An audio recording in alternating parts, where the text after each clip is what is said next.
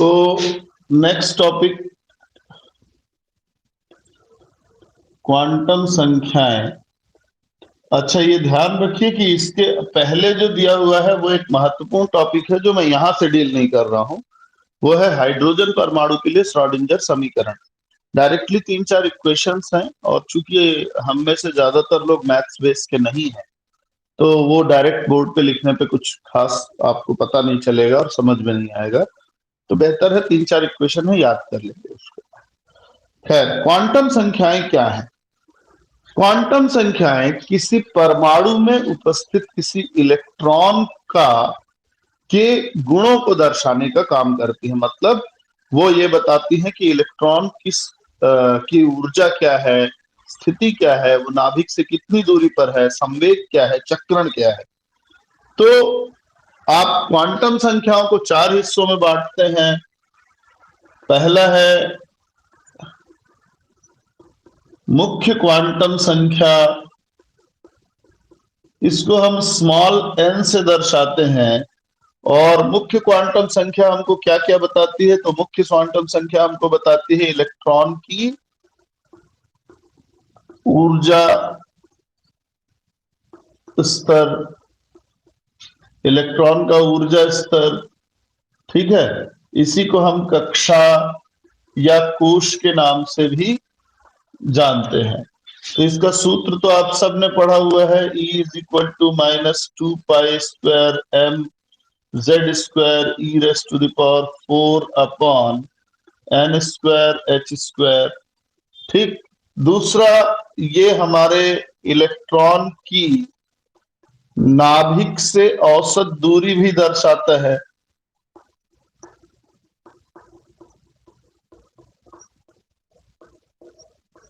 अब हम दूरी एग्जैक्ट नहीं कह रहे हैं, हम कह रहे हैं औसत दूरी। ठीक है ना? तो R बराबर भी आपने पढ़ा हुआ है n²h²/4π² mze²। तीसरा, n का मान 1, 2, 3 कोई पूर्णांक हो सकता है, 0 नहीं होगा। चौथा, किसी nth ऊर्जा स्तर में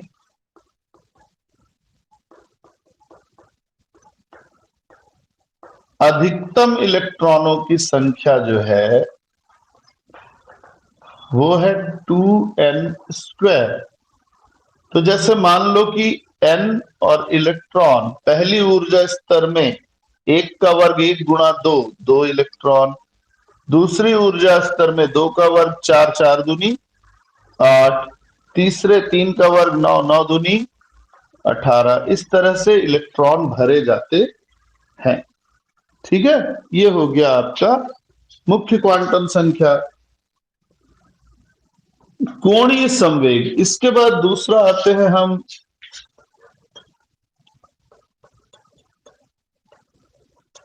एजीमुथाल या द्विगंशी, या इसी को हम एक और नाम देते हैं कोणीय संवेग क्वांटम अंक।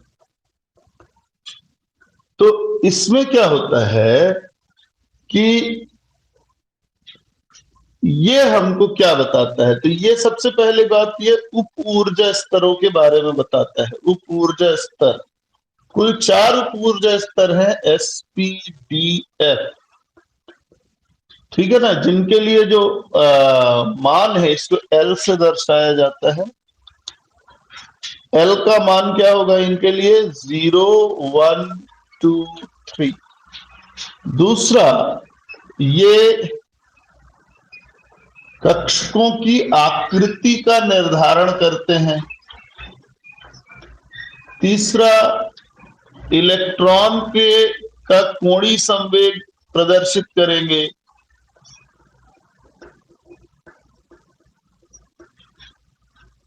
ठीक है।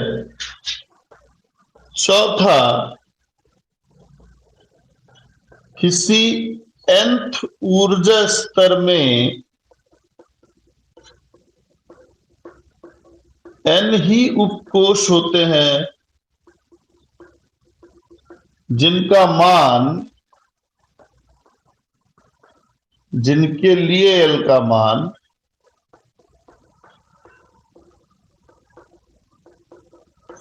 0 से n-1 तक होता है। ठीक है, फॉर एग्जाम्पल n, मैं यहां l और यहां उपकोष लिख रहा हूं आपको, या यहां उपकोष और l का मान लिख लेते हैं।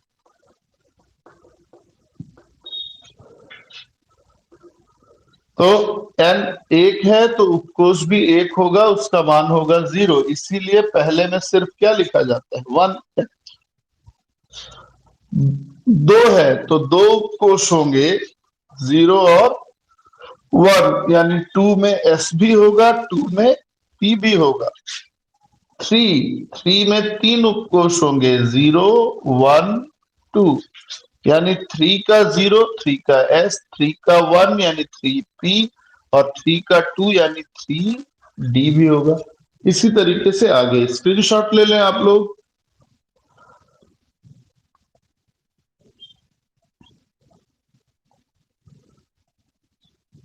ठीक है,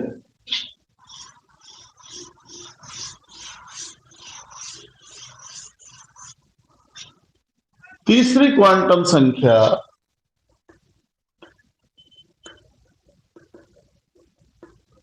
चुंबकीय क्वांटम संख्या कहलाती है।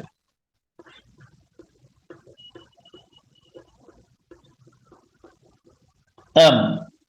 अब ये चुंबकीय क्वांटम संख्या क्या है, तो पहला देखते हैं। चुंबकीय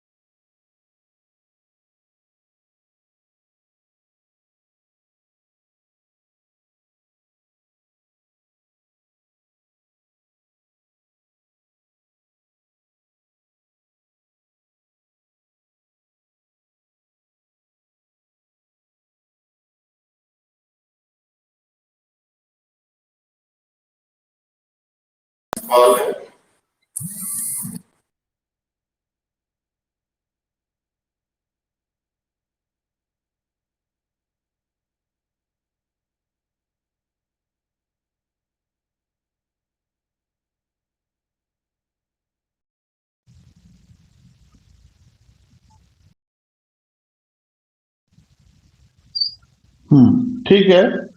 तो ये हमको कक्षकों का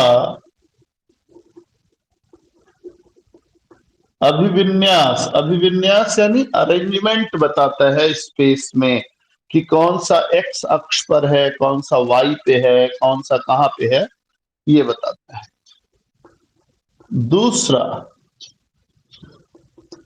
यह जीमन प्रभाव की व्याख्या करता है।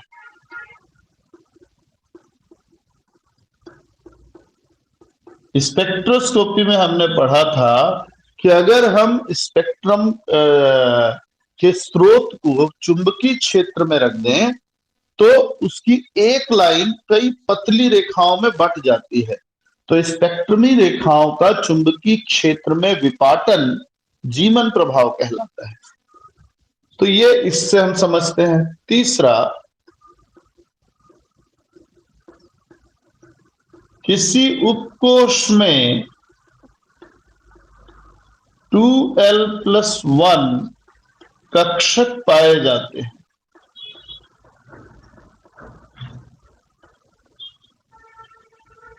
चौथा, इनके लिए यानी इन कक्षकों के लिए m का मान, चुंबकीय क्वांटम संख्या m का मान -l से +l तक होता है। चलिए देखते हैं। मान लीजिए हमने यहां रखा l का मान, ये रख दिया उपकोष कौन सा है, उसमें कुल कितने कक्षक होंगे और उसके लिए m का क्या मान होगा। तो पहला l का मान है 0, उपकोष है s, कक्षक कितने होंगे, कक्षकों की संख्या कैसे निकलेगी, 2l+1 से 0 2 0 0 +1 1। इसीलिए s में सिर्फ एक कक्षक होता है, या हम s में सिर्फ एक बॉक्स बनाते हैं जिसका चिन्ह, प्रतीक चिन्ह होता है 0 1। p 2 एकम 2 और 1 3। यही कारण है कि p में 3 कक्षक होते हैं, -1 0 +1। इसी को हम px py pz के नाम से जानते हैं। 2 होने की स्थिति में d 2 दूनी 4 और 1 5 5 कक्षक पाए जाते हैं d में। ये सब गणना से प्राप्त है, -2 -1 0 +1 +2 या dxy dyz dzx dx² y² और dz²। इस तरीके से आप कक्षक जान पाते हैं। चौथी क्वांटम संख्या है चक्रण क्वांटम संख्या।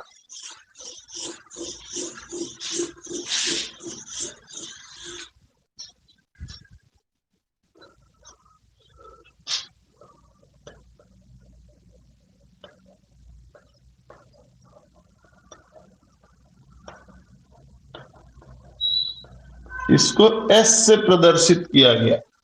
चक्रण क्वांटम संख्या इलेक्ट्रॉन के अपने अक्ष पर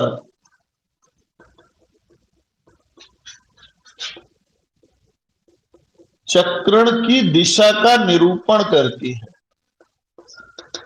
और इस आधार पर S के 2 मान हो सकते हैं, प्लस या -1/2। अगर इलेक्ट्रॉन क्लॉकवाइज चक्रण करता है, यानी दक्षिणावर्ती घड़ी की दिशा में घूमता है, तो उसको एक सीधा ऊपर की ओर के तीर से दिखाएंगे और उसके लिए S का मान धन 1/2 होता है। जबकि यदि इलेक्ट्रॉन एंटी क्लॉकवाइज घूम रहा है,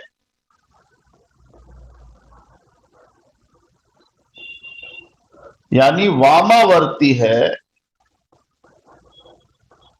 तो इसको उल्टे तीर से और s का मान -1/2 दर्शाया जाएगा। तो ये हमारा चारों क्वांटम संख्याएं हो गई। अब अपभ्रंश ऑर्बिटल या डीजनरेटेड ऑर्बिटल किसको कहते हैं? आप देखिए, p में 3 कक्षक हैं, d में 5 कक्षक हैं। तो जब हमारा इलेक्ट्रॉन आएगा तो वो किस में पहले जाएगा? px में, py में या pz में? वो किसी में भी जा सकता है।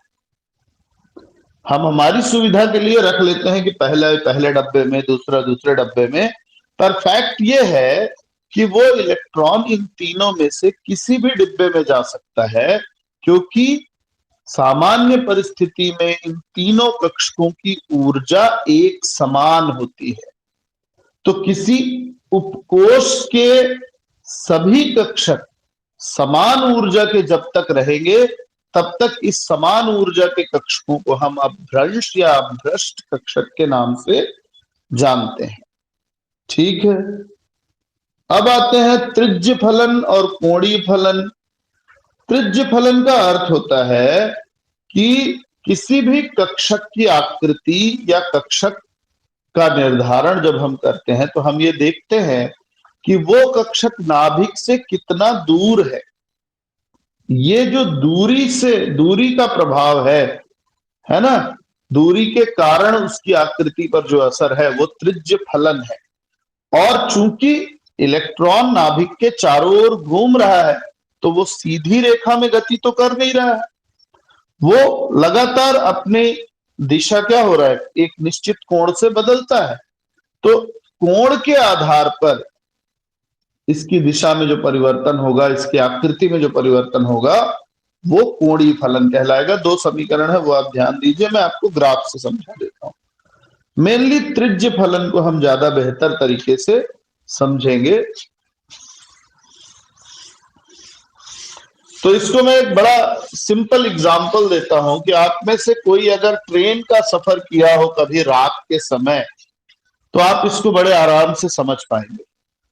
देखिए, एस कक्षक की आकृति बनाते हैं हम।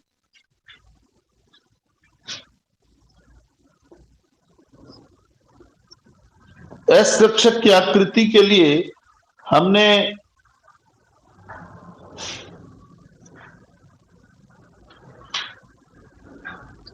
r² लिया हुआ है और लेफ्ट साइड दूरी ली हुई है। ठीक है, तो यहां हम एक्चुअल में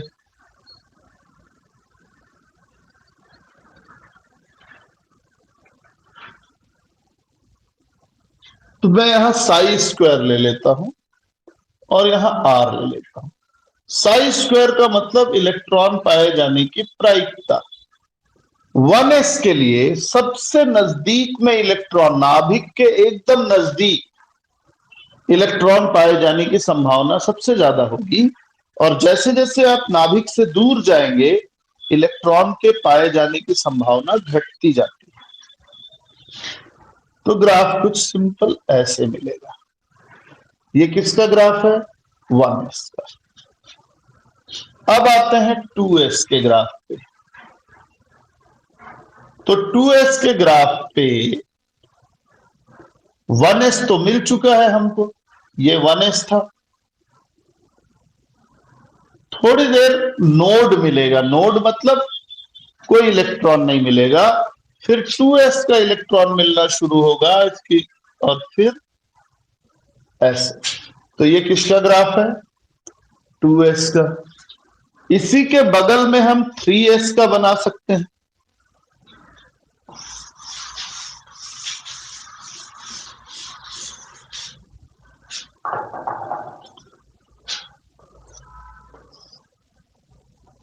तो 3s का जब बनेगा तो ये ऐसा, ये ऐसा, और ये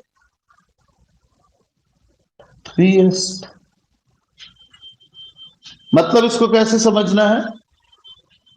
स्टेशन पे ट्रेन खड़ी है, खूब लाइट है, अगल बगल शहर है, लाइट की मात्रा ज्यादा है, ट्रेन चलना शुरू हुई। ट्रेन जैसे जैसे आगे बढ़ेगी वो शहर से बाहर निकलेगी, तो लाइट की मात्रा क्या होती जाएगी? कम होती जाएगी। 1s खत्म हो गया। फिर जंगल पड़ेगा, कुछ दूरी तक कुछ लाइट नहीं दिखेगी। फिर अगला शहर शुरू होगा, तो लाइट फिर बढ़ना शुरू होगी। बढ़ते बढ़ते बढ़ते लाइट फिर स्टेशन पे अधिकतम हो जाएगी। फिर स्टेशन से आगे जाएंगे, लाइट फिर घटना शुरू होगी। लाइट घट गई, थोड़ी देर तक जंगल है, उसके बाद फिर लाइट बढ़ना शुरू होगी। तो ये 1s के लिए हो गया, या s ऑर्बिटल्स के लिए हो गया। p ऑर्बिटल के बारे में बात करें तो p ऑर्बिटल 1 में तो पाया ही नहीं जाएगा, सीधा कहां मिलेगा? वो 2p में मिलेगा।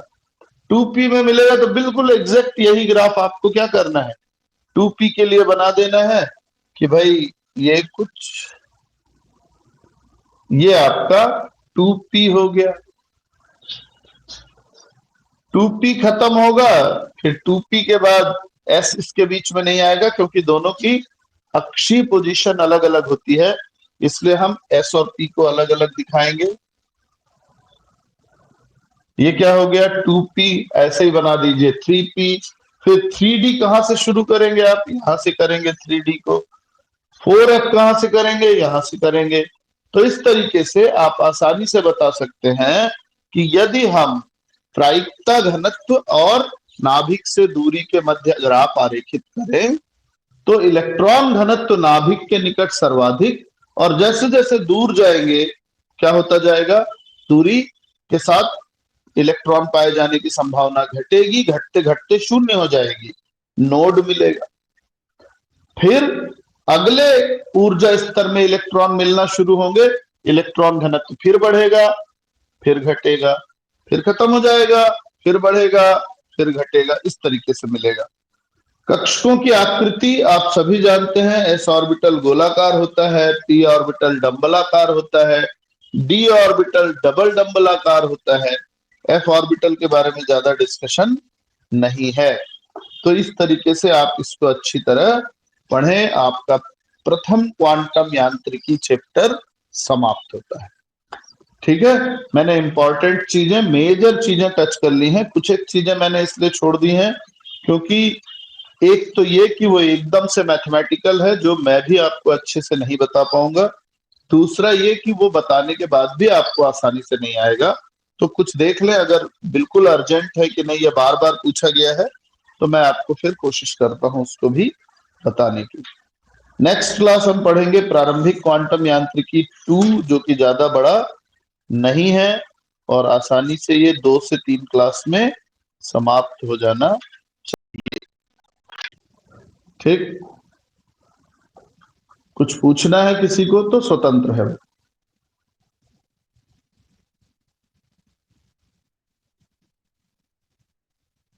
नहीं, चलिए ठीक।